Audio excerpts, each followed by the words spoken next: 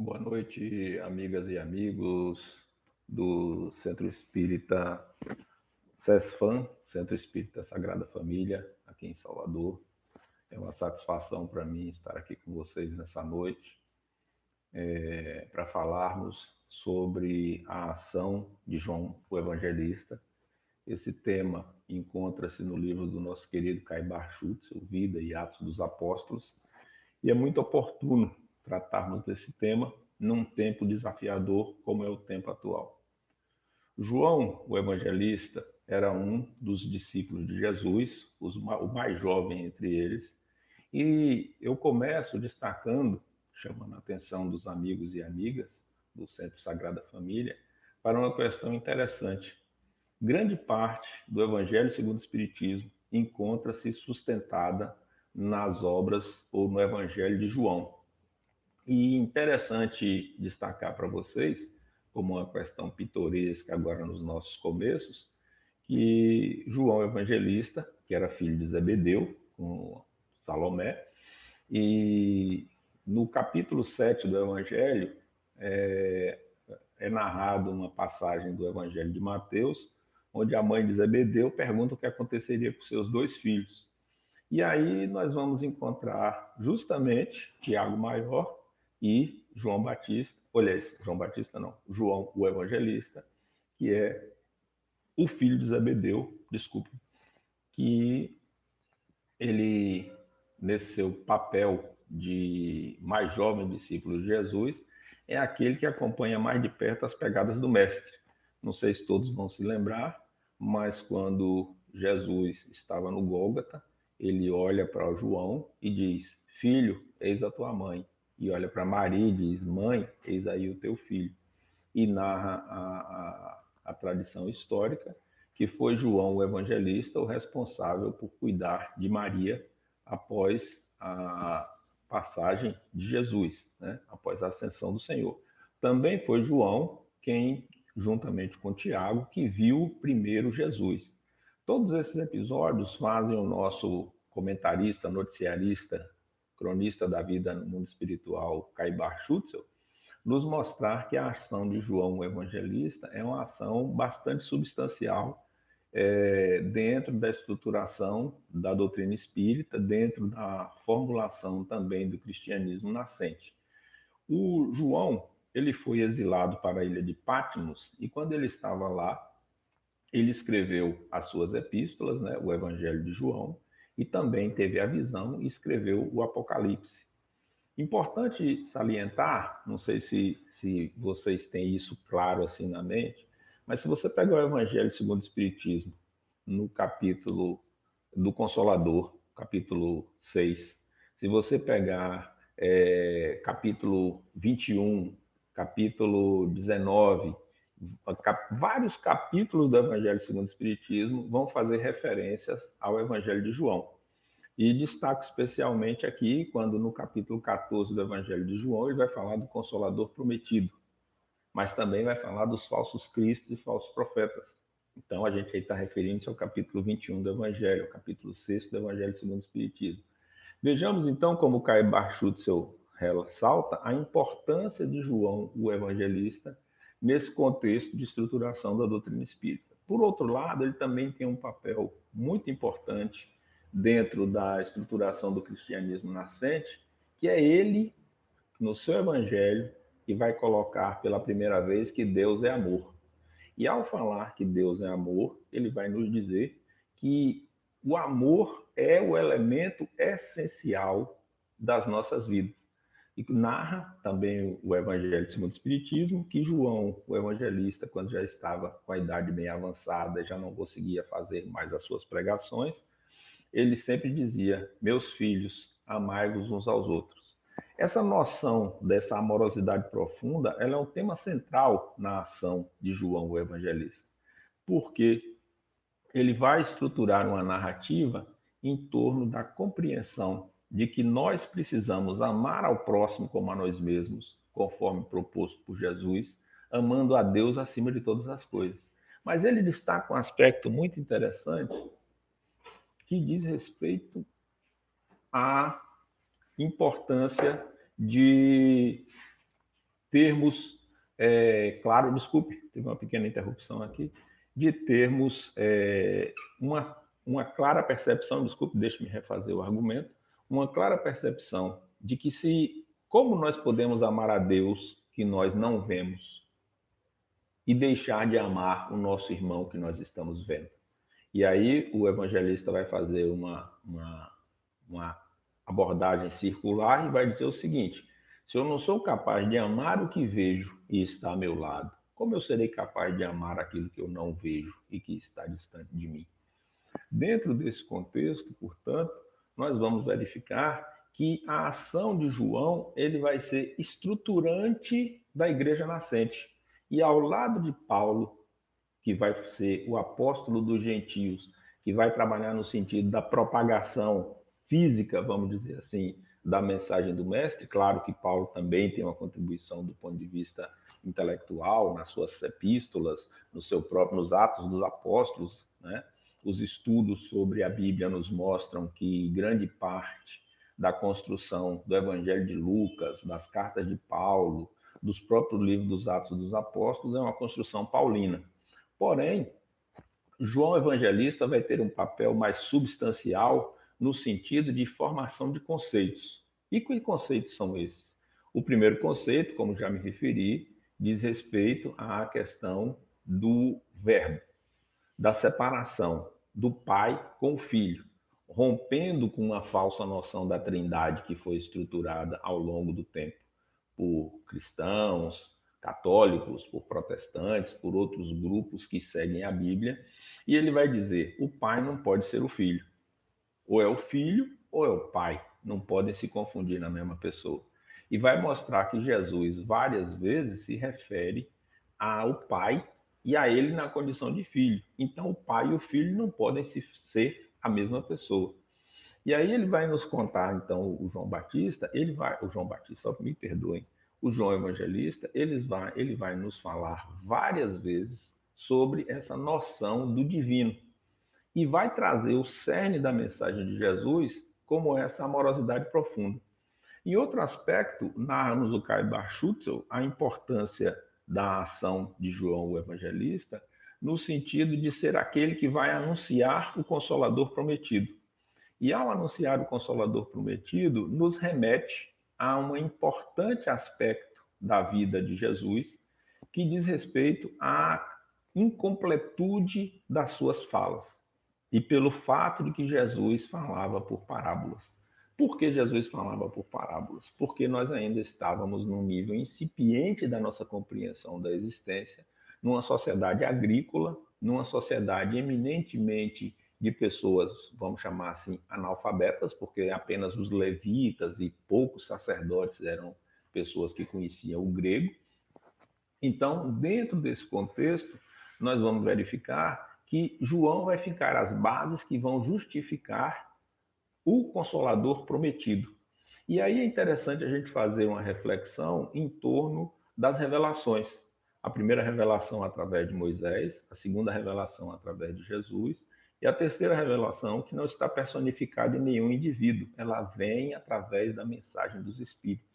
E vai estar lá no Evangelho de João: eu vos enviarei o Consolador prometido, o Espírito da verdade, que ficará convosco.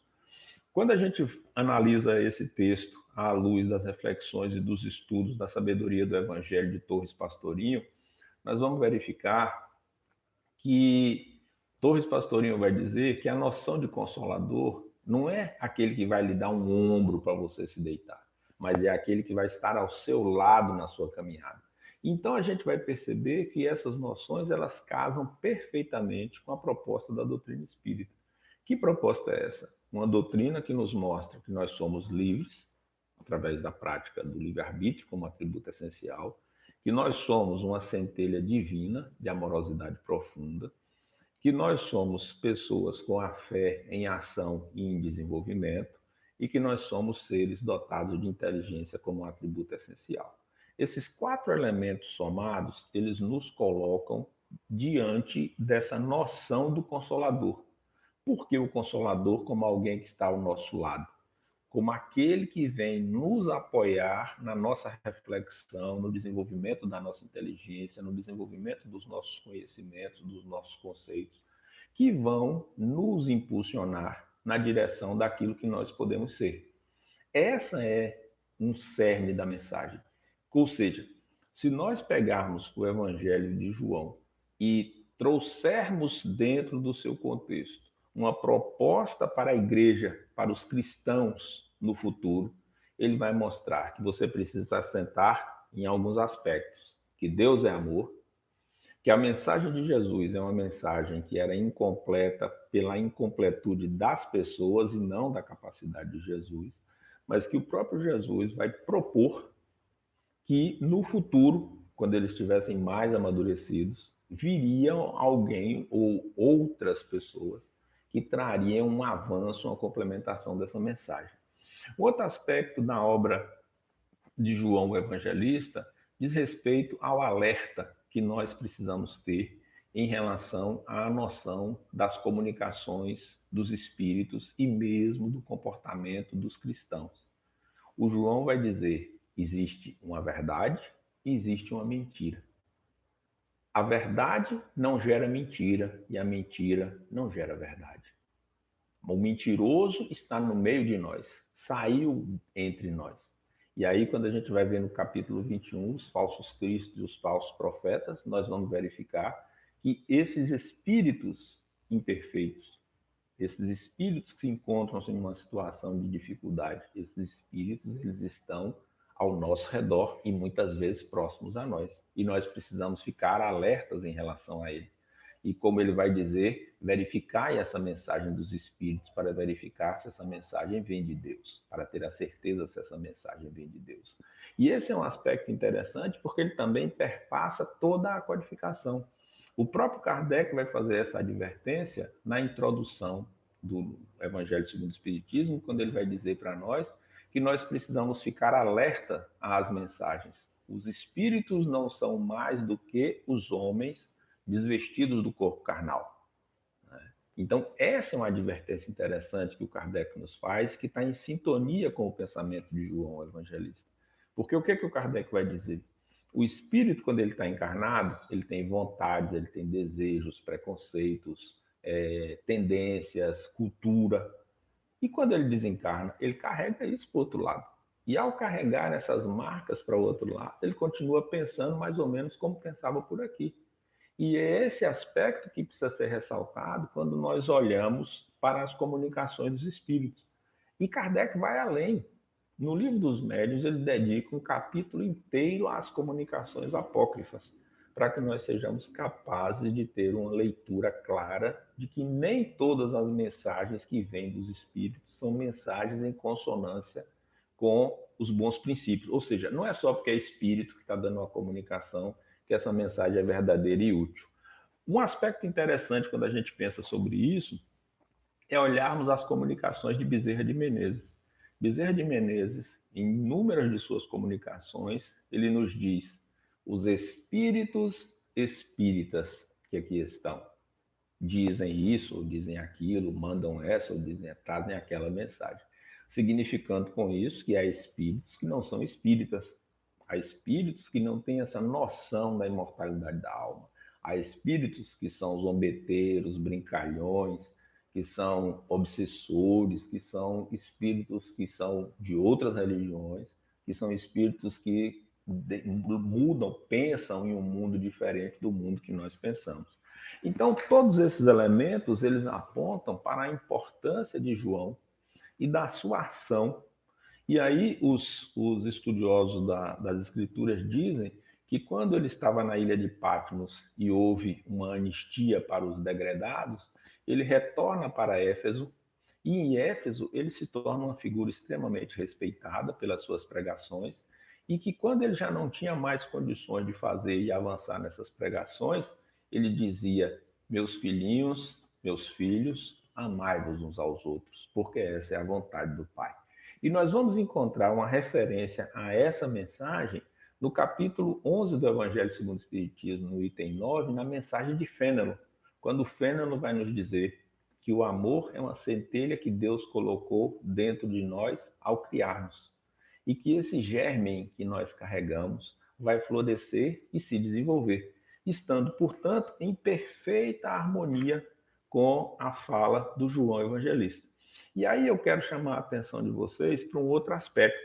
Se nós pegarmos o Evangelho segundo o Espiritismo, como eu disse aqui nos meus começos, e nós pegarmos lá no primeiro, na introdução, quando Kardec vai dizer que nós podemos separar a vida de Jesus ou as escrituras em 5 partes: os feitos, a vida comum, até chegarmos no efeito moral, que ele vai dizer que é o mais importante. Esse cerne desse efeito moral, na minha análise, tem como fio condutor a abordagem do Evangelho de João, nos capítulos 14, 15, 16, assim como diz o Caibar Schutel e outros autores. Porque o que a gente vai perceber? As inúmeras moradas na casa do Pai, o Consolador prometido, o socorro aos que sofrem, a necessidade que todos temos de buscar, através da amorosidade, da caridade, da solidariedade, a nossa transformação. Porque é esse o exercício proposto pelos espíritos. Porque muitas vezes a gente fica preso nessa noção de sermos espíritas, Jacilene, demais amigos do Centro Espírita, é porque o nome é muito grande, né? Do Centro Espírita Sagrada Família, CESFAM. Né? Me desculpe, é porque como é nosso primeiro encontro, eu ainda estou me adaptando ao nome do centro. Então, veja só, a gente para pensar no que é ser espírita. E a ação de João Evangelista mostra para nós caminhos para a nossa forma de ser, caminhos para a nossa forma de nos relacionarmos, caminhos para a nossa forma de exercermos o nosso papel como espírita sobre o planeta. Por quê? Porque se o espiritismo é o cristianismo redivivo do Cristo e é o consolador prometido conforme preconizado no Evangelho de João, nós temos que perceber que no século XXI nós vivemos condições desafiadoras, condições sociais, idênticas às condições sociais dos primeiros cristãos. Com qual diferença a mudança temporal, a mudança cultural, a mudança tecnológica? Mas os desafios morais, e por isso fiz remissão à parte inicial do Evangelho segundo o Espiritismo, peguem lá, dê uma paradinha aí no vídeo, você que está assistindo depois, mas você que está assistindo ao vivo, deixa anotadinho aí. Introdução, primeira página. As 5 partes nas quais Kardec destaca a moral que é de origem divina. Então, independentemente do tempo, das circunstâncias, da cultura, da tradição, esses elementos morais permanecem presentes e eles são desafiadores para nós. Quando Fenelon vai nos falar no capítulo 11 do Evangelho sobre o amor, ele vai dizer, para nós exercermos esse amor, nós precisamos praticar a caridade, a misericórdia, o perdão, a paciência, entre outros aspectos. Quando a gente vai pensar na caridade, conforme está na questão 886 do Livro dos Espíritos, benevolência, indulgência e perdão, ou quando a gente vai olhar no capítulo 10, Bem-aventurados os misericordiosos, que a gente vai ver lá falar da afabilidade e da doçura. Então, nós estamos vendo estruturar-se um arcabouço que gira em torno da potência do amor, como vai nos falar Joana de Ângeles em diversas de suas obras, né? Mas eu destacaria aqui Psicologia da Gratidão, que é um livro muito interessante sobre esse aspecto de como nós nos relacionamos, né? O Evangelho de Jesus à luz da psicologia profunda, né? São obras que nos despertam para esse aspecto de nós espíritas no século XXI. E o desafio é o desafio de nós exercitarmos essa amorosidade na direção da humanidade, na direção do nosso próximo, na direção das pessoas que nos querem bem, mas na direção das pessoas que não nos querem bem, na direção daquelas que nos maltratam, nos ofendem. Esse é o desafio proposto. Perdão, passou um insetinho aqui. Esse é o desafio proposto que nos coloca numa necessidade permanente de atualização do nosso potencial existencial. Por isso é o Consolador prometido. E aí eu retorno aqui de forma circular ao pensamento de Torres Pastorinho, quando ele vai dizer que o Consolador precisa ser visto como aquele, não aquele que vai lhe oferecer um ombro, mas como aquele que está ao seu lado para enfrentar os desafios. Quando o Espiritismo traz as respostas para grandes questões da humanidade, ele está nos desafiando a nos olharmos e nos percebermos como seres em transformação, incompletos, criados simples e ignorantes, mas tendentes à perfeição. E como é que a gente caminha em direção a essa perfeição? Desenvolvendo a nossa inteligência, a nossa amorosidade, a nossa fé e utilizando adequadamente o nosso livre-arbítrio.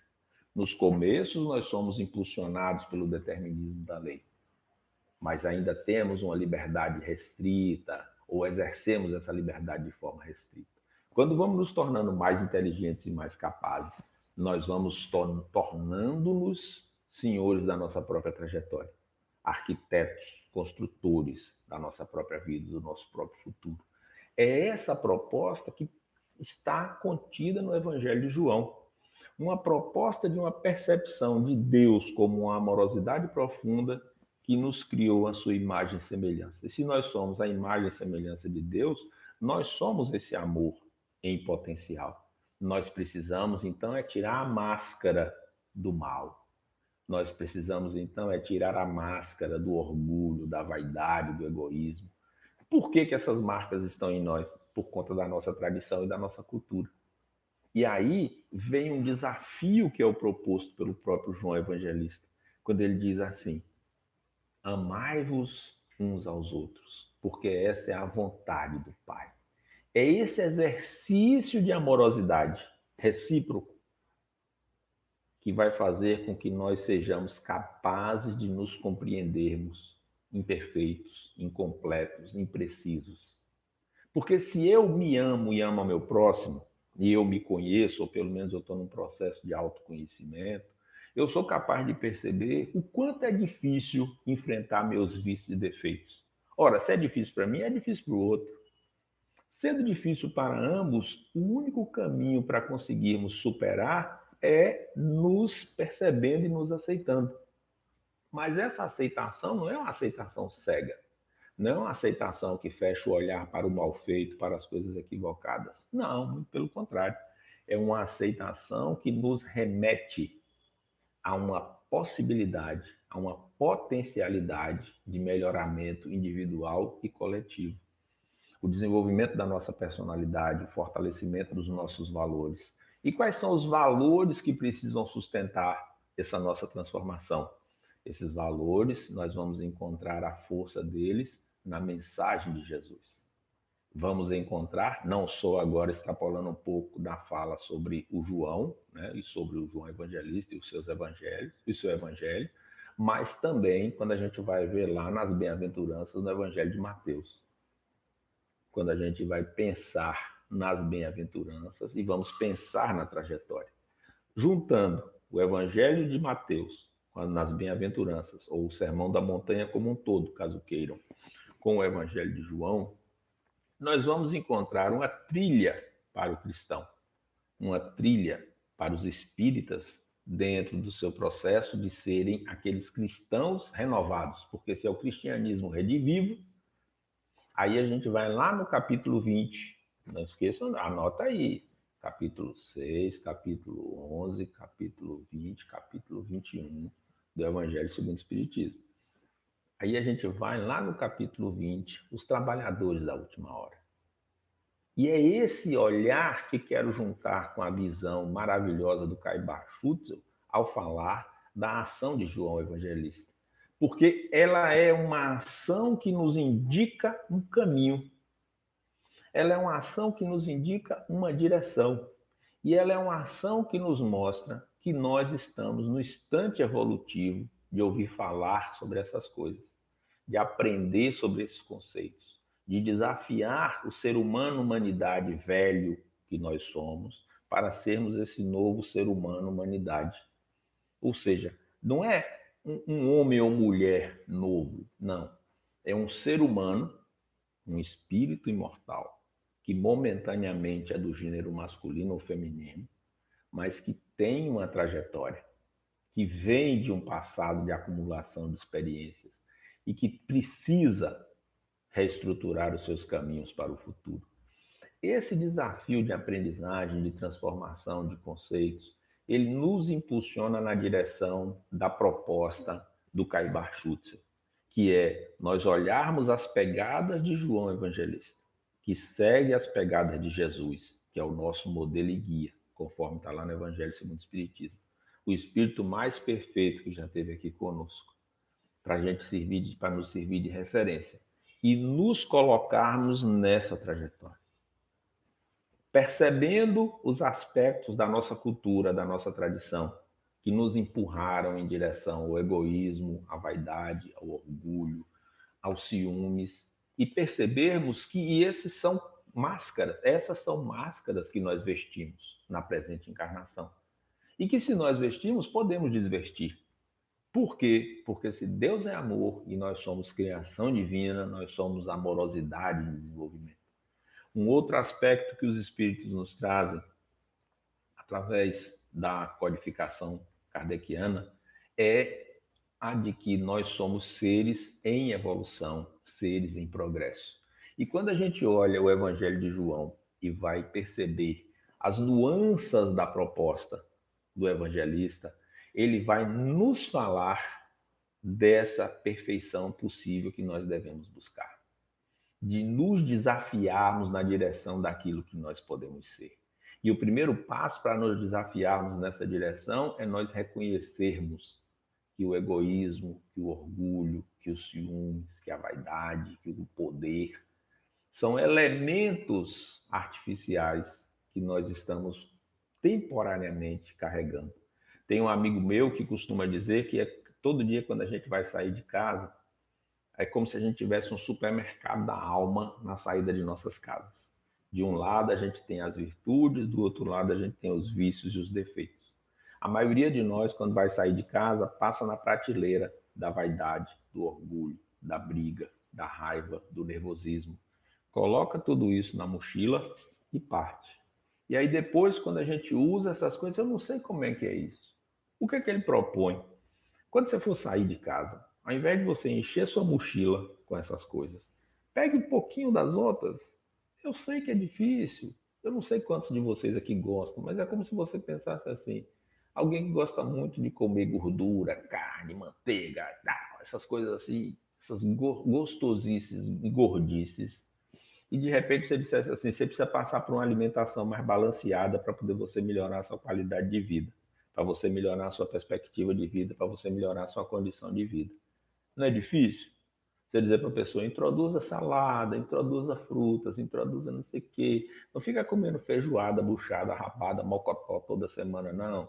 Faz assim, come um franguinho grelhado, coloca uma saladinha, uma cenourinha ralada, uma beterrabazinha ralada, um agrião, uma rúcula. Ai, mas rúcula é amarguenta, rúcula é meio ardida.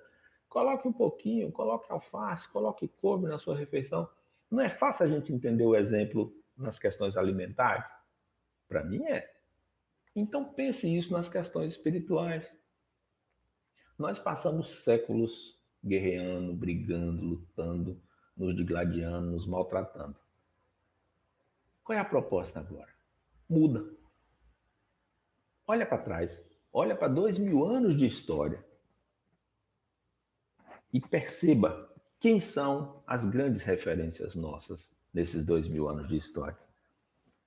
A gente olha para esses 2000 anos de história e vai lembrar de Jesus, de Paulo, de João Evangelista, de João Batista, de Simão o Cirineu, que ajudou Jesus a carregar sua cruz. Nós vamos nos lembrar de Francisco de Assis, nós vamos nos lembrar de Teresa de Calcutá, nós vamos nos lembrar de Teresa d'Ávila, de São João da Cruz, vamos nos lembrar de Irmã Dulce, de Chico Xavier. Essas são as pessoas que nós nos lembramos. Mas nós nos lembramos também de Gengis Khan, de Átila Hun, de Adolf Hitler. Nós nos lembramos... Poderia citar aqui inúmeros outros, mas vou ficar só nesses aqui para não dar muito cartaz para eles no plano espiritual. Quais desses a gente quer seguir? Eu quero seguir os de cá. Não sei vocês. Jacilene, você quer seguir quem? Então, se nós queremos seguir esses daqui, por que nós ficamos seguindo caminhos dos de cá? Mas eu não sou tão ruim quanto esse. Sim, mas e tão bom quanto os de cá? O quanto mais você está perto de onde? Essa é a proposta da ação de João Evangelista. Porque ele vai dizer, é ele quem vai trazer para nós a mensagem da porta estreita, da ovelha perdida. Estão lembrados? Lá no Evangelho de João, quando ele diz assim: eu sou o bom pastor. Eu entro pela porta principal. Não deixarei que nenhuma de minhas ovelhas se perca. Essa é a mensagem que ele nos traz. Uma mensagem de vida eterna, uma mensagem de futuro ditoso. Uma mensagem de que nós somos imperfeitos, incompletos, caminhando para a perfeição.